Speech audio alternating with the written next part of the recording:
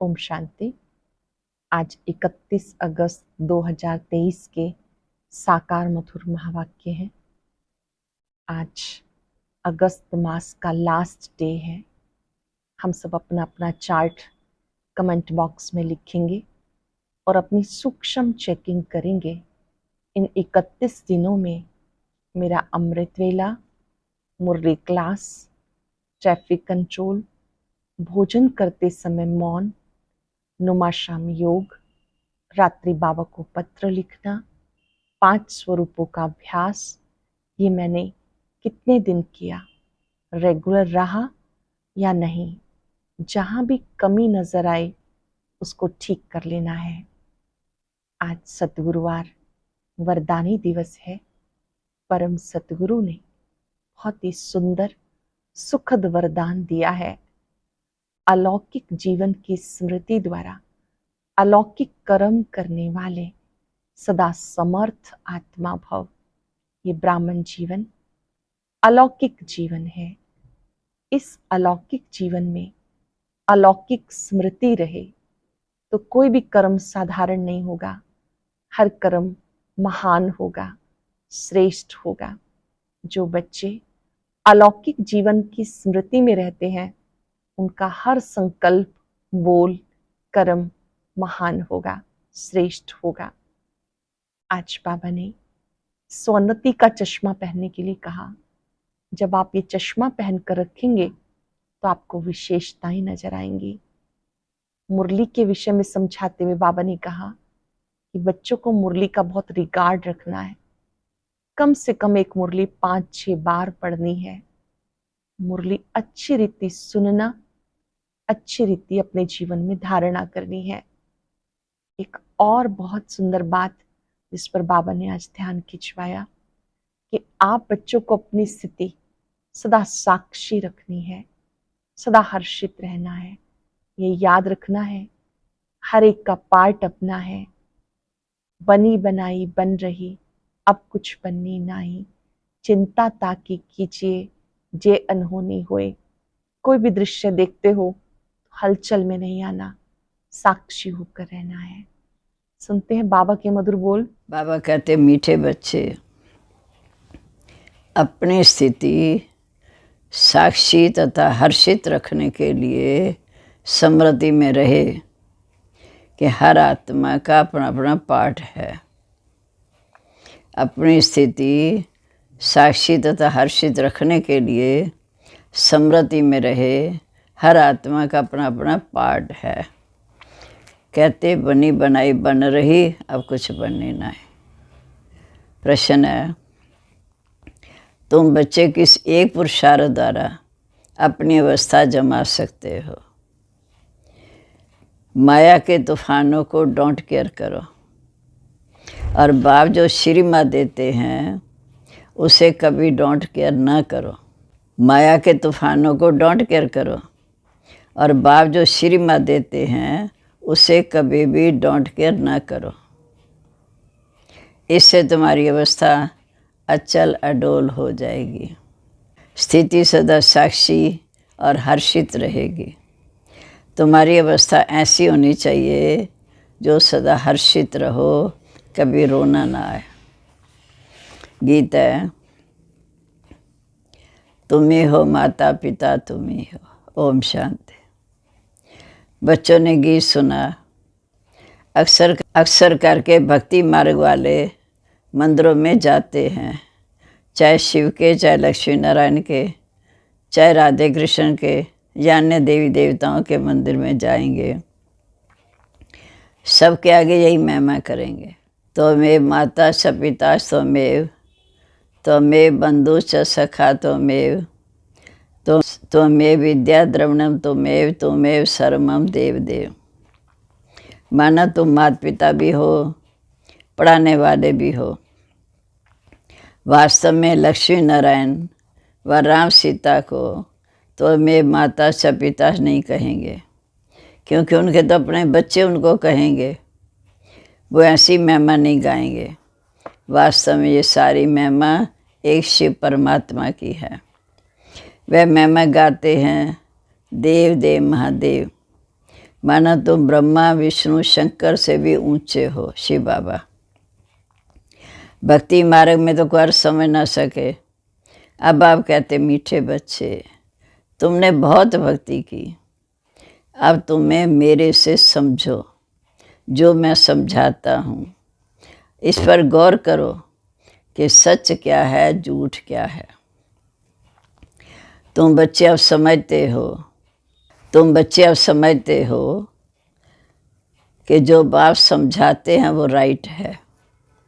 बच्चों को समझाते हैं ये कलम वृक्ष उल्टा है, क्योंकि इसका बीज है परमपिता परमात्मा, वे ऊपर में रहते हैं।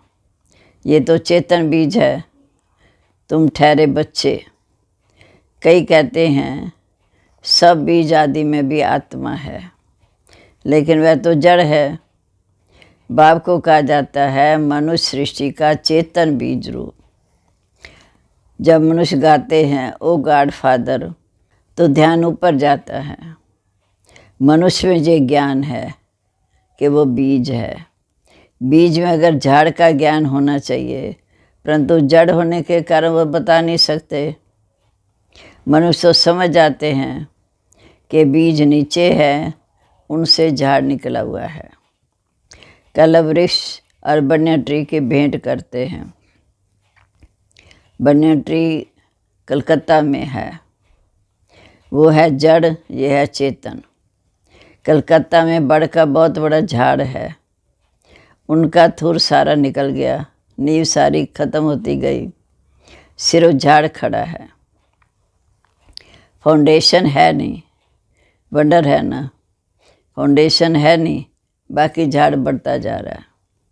तो बाप समझाते इस झाड़ का भी फाउंडेशन जो आदि सनातन देवी देवता धर्म था वह प्राय लोप हो गया, बाकी सारा झाड़ खड़ा है।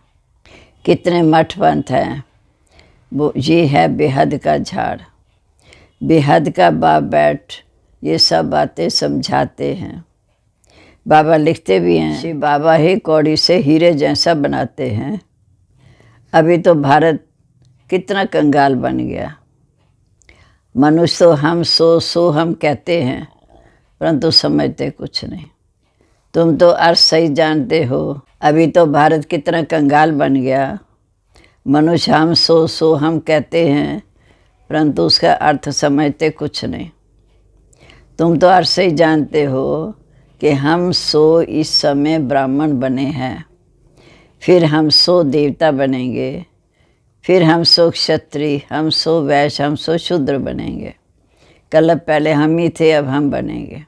आत्मा कहती हम इन वर्णों में आएंगे। हम शूद्र थे, अभी ब्राह्मण कुल में हैं। परमपिता परमात्मा ही सबको रचने वाला है। ब्रह्मा विष्णु शंकर देवताओं को भी रचने वाला वो शिव बाबा है। अभी बाप बैठ बच्चों को समझाते हैं। तुम कहते हो त्वमेव माता च पिता स त्वमेव, तो माता भी बराबर ये है। तो बाप बैठ बच्चों को बहलाते भी हैं। भक्ति मार्ग में देखो मीरा भक्तन थी, वो है भक्त माला। ये ज्ञान माला भी है। ज्ञान माला का नाम है रुद्र माला। रावण माला तो कभी नहीं कहेंगे। राम माला है, अर्थात शिव बाबा की माला है। भले अभी रावण राज्य है, परंतु रावण की माला नहीं होती, भक्त माला होती है। भक्त शिरोमणि में एक तो मीरा है, उसको श्री कृष्ण का साक्षात्कार होता था, लोक राज सारी खोई। सेकंड नंबर में शिरोमणि भक्त कौन है? वो है नारद। हाँ, उनका भी गायन है, दृष्टांत दिया जाता है ना। अब आप कहते हैं इस समय मेल फीमेल सब सीताएं हैं, सब रावण की शोक वाटिका में हैं। लंका की बात नहीं, भारत की बात है। एक ही बाप सर्व का सदगति दाता है। वह एक ना हो तो भारत कुछ काम का नहीं। सबसे जास्ती पतित और सबसे जास्ती पावन भारत ही बनता है। भारत ही सबसे बड़ा तीर्थ स्थान है। भल अपने अपने पैगंबरों के तीर्थों पर जाते हैं, परंतु फिर भी सबका सद्गति दाता एक शिव बाबा है। भारत यह अविनाशी खंड है। बाप कहते हैं, मैं यहाँ कर भारत को जीवन मुक्त करता हूँ, बाकी सबको मुक्ति देता हूँ। भारतवासी स्वर्ग में आते हैं, बाकी सब शांति धाम। सबका सद्गति दाता एक शिव बाबा है। सचखंड स्थापन करने वाला बाप एक है। सतयुग सचखंड स्थापन करने वाला बाप एक है। सचखंड में राज्य करने के लिए इस समय बच्चों को लायक बनाते हैं, खुद राज्य नहीं करते। बाप समझाते हैं, मैं कलप कलप आता हूँ, अर्थात 5000 वर्ष के बाद आता हूँ भारत को सद्गति देने के लिए। बाकी सबको गति में वापस ले जाता हूँ। हर एक मनुष्य मात्र की जो आत्मा है, हर एक मनुष्य मात्र की जो आत्मा है, हर एक मनुष्य मात्र की जो आत्मा है, हर एक में अविनाशी पाठ नूंदा हुआ है। इसको कहा जाता बनी बनाई बन रही, अब कुछ बननी ना है। समझो किसका बाप चला गया, उसने जाकर दूसरा जन्म लिया, अब इसे रोने से क्या फ़ायदा। साक्षी होकर देखना है, ये ड्रामा है, इसमें रोने की कोई दरकार नहीं। गृहस्थ व्यवहार में तो रहना है। समझो किसका बाप चला गया, उसने जाकर दूसरा जन्म लिया, अब रोने से क्या होगा। साक्षी होकर देखना है, ये ड्रामा है, इसमें रोने की तो कोई दरकार नहीं। गृहस्थ व्यवहार में भी रहना है। तुम्हारी अवस्था ऐसी होनी चाहिए जो किसी को दुख ना हो। बेहद के बाप को याद करते रहना है, इतनी अडोल अवस्था होनी चाहिए। जैसे अंगद को रावण हिला नहीं सका, माया बड़ी ज़बरदस्त है। तुम स्थौर्य में रहते हो, माया के कितने भी तूफान लगे, पर डोंट केयर करना, घबराना नहीं, फंक नहीं होना। पुरुषार्थ करके अपनी अवस्था को जमाना है, पुरुषार्थ करके अपनी अवस्था को जमाना है।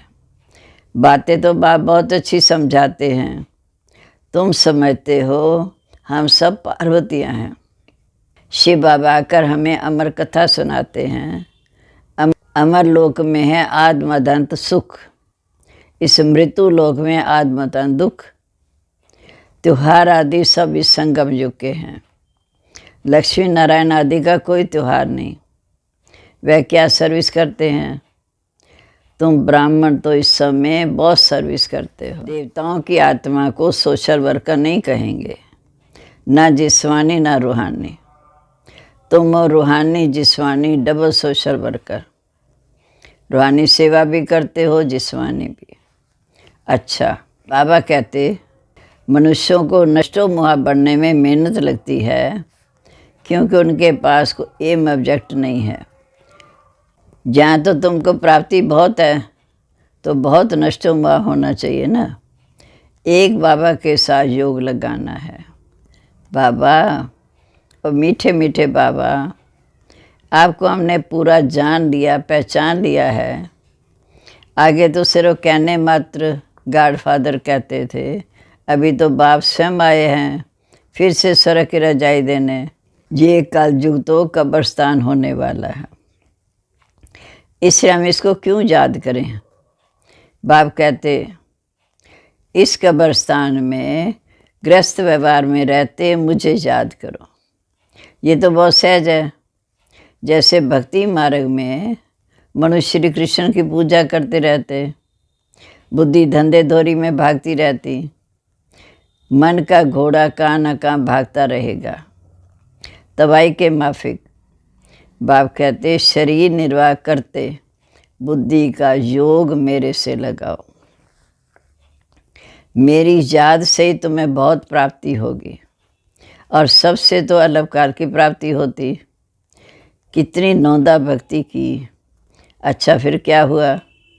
ज़्यादा ज़्यादा साक्षात्कार कर लिया, बस मुक्ति जीवन मुक्ति तो नहीं मिलती, भक्ति से मुक्ति जीवन मुक्ति तो नहीं मिलती।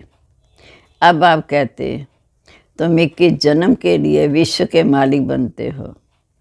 स्वर्ग में गर्भ ही महल होता, जहाँ तो गर्भ जेल है। लोग श्री कृष्ण जन्माष्टमी आदि में कितना धूमधाम मनाते हैं। तुम्हें सिर्फ मनाना नहीं है, तुम्हें तो सबको समझाना है कि श्री कृष्ण का जन्म कब हुआ। तुम जानते हो अभी हम श्री कृष्णपुरी का मालिक बनते हैं। इसके लिए हम पढ़ाई पढ़ रहे हैं, बाप के पास बैठे हैं। बाप को हाथ जोड़े जाते हैं क्या? टीचर पढ़ाते हैं क्या उनको हाथ जोड़ना होता है? महिमा करनी होती है। टीचर से तो पढ़ना है। बच्चे बाप को घड़ी घड़ी हाथ जोड़ते हैं क्या? इस समय तुम घर में हो, तुमको भाषा आती है कि ये बाप भी है, पतित पावन भी है। इस समय 5 विकारों का ग्रहण लगने के कारण तुम बिल्कुल काले बन गए हो। 5 विकारों ने काला बना दिया। सजग में तुम गोरे सुंदर थे, अभी शाम हो। श्री कृष्ण सुंदर था, अभी वो भी शाम है। कितनी बारी शाम और सुंदर बने होंगे। कंसपुरी ही कृष्णपुरी बन जाती है, फिर कृष्णपुरी कंसपुरी बन जाती। इस समय कंसपुरी, सजग में होगी कृष्णपुरी, फिर इस समय कंसपुरी। ये चक्कर ऐसे फिरता है। तुम आत्माएं ही तो ब्रह्मांड की रहने वाली हो। ब्रह्म तत्व कहा जाता है, छठा ब्रह्म तत्व। तुम ब्रह्मांड के मालिक हो। तुम्हारा सिंहासन ब्रह्मांड है, असली घर ब्रह्मांड है। बाप कहते मैं तो ब्रह्मांड का मालिक हूँ ही। तुम आत्माएं भी कहती हो हमारा देश वास्तव में ब्रह्मांड है। वहाँ तुम आत्माएं पवित्र हो। तुम ब्रह्मांड के मालिक हो, फिर तुम विश्व के भी मालिक बनते हो। मैं तो सिर्फ ब्रह्मांड का ही मालिक हूँ। मुझे इस पुराने तन में हर कलब आना पड़ता है, जिसने पूरे 84 जन्म लिए। बच्चों को मुरली अच्छी तरह से 5-6 बार पढ़नी और सुननी चाहिए। बच्चों को मुरली अच्छी तरह से 5-6 बार पढ़नी व सुननी चाहिए, तभी बुद्धि में बैठेगी और खुशी का पारा चढ़ेगा। पर माया घड़ी घड़ी बुला देती है, इसमें कोई हठ आदि करने की बात ही नहीं। फुर्सत मिली, अच्छा बाबा को याद करो। कछुए मिसल, फुर्सत मिली, अच्छा बाबा को याद करना। कछुए मिसल सबसे अच्छा अमृत वेले का टाइम, उसका असर सारे दिन रहेगा। ये भी बच्चों को समझाया कि पहले खिलाने वाले को खिलाकर फिर खाना है। हम जो भोजन बनाते हैं पहले शिव बाबा को भोग लगाओ, खिलाने वाले को खिलाकर फिर उसे उसकी याद में खाओ। शिव बाबा के यज्ञ से खाते हैं तो पहले उनको भोग लगाना पड़े। ये सब सूक्ष्म वतन में साक्षात्कार होते हैं, ड्रामा में नूंद है। तुमको भोग लगाना शिव बाबा को, वह तो निराकार है। गाय भी जाता है देवताओं के लिए, उनको ब्रह्मा भोजन की आश थी, क्योंकि तुम ब्रह्मा भोजन खाकर ही ब्राह्मण से देवता बनते हो। सूक्ष्म वतन में देवताएं आते हैं, महफिल लगती है, ये सब खेल पाल है। अच्छा, मीठे मीठे सिक्के लदे बच्चों प्रीत, माता पिता बाप दादा का याद प्यार, गुड मॉर्निंग। रूहानी बाप की रूहानी बच्चों को नमस्ते। शुक्रिया बाबा, शुक्रिया। कितना ऊंचा ज्ञान देकर हमें कितना ऊंचा बनाते हैं। हम रूहानी बच्चों की रूहानी बाप दादा को याद प्यार और नमस्ते, गुड मॉर्निंग। अब धारणा के लिए मुख्य सार। पहली पॉइंट, बुद्धि में पूरी एम ऑब्जेक्ट रख नष्टो मोहा बनना है। इस कब्रस्तान को भूल बाप को याद करना है। रूहानी जिस्मानी सेवा करनी है। दूसरा, खिलाने वाले को खिलाकर फिर खाना है। अमृत वेले का समय बहुत अच्छा है, इसलिए उस समय उठकर बाप को याद करना है। मुरली 5-6 बार ज़रूर सुननी और पढ़नी है। अब आज का वरदान, अलौकिक स्वरूप की स्मृति द्वारा अलौकिक कर्म करने वाले सदा समर्थ आत्मा भव। ब्राह्मण जीवन अर्थात अलौकिक हीरे तुल्य अमूल्य जीवन। इस अलौकिक जीवन की स्मृति से व अलौकिक स्वरूप में स्थित रहने से साधारण चलन, साधारण कर्म नहीं हो सकता। जो भी कर्म करेंगे वह अलौकिक ही होगा, क्योंकि जैसी स्मृति होती है वैसी स्थिति बनती है। स्मृति में रहे एक बाप, दूसरा न कोई, तो बाप की स्मृति सदा समर्थ बना देगी, शक्तिशाली बना देगी। इसलिए हर कर्म भी श्रेष्ठ और अलौकिक होगा। स्लोगन है, सोऊंती का जरथा चश्मा पहन लो, सोऊंती का जरथा चश्मा पहन लो, तो सबकी विशेषताएं ही दिखाई देंगी। और अब सुनते हैं आज का अव्यक्त ज्ञान मोती।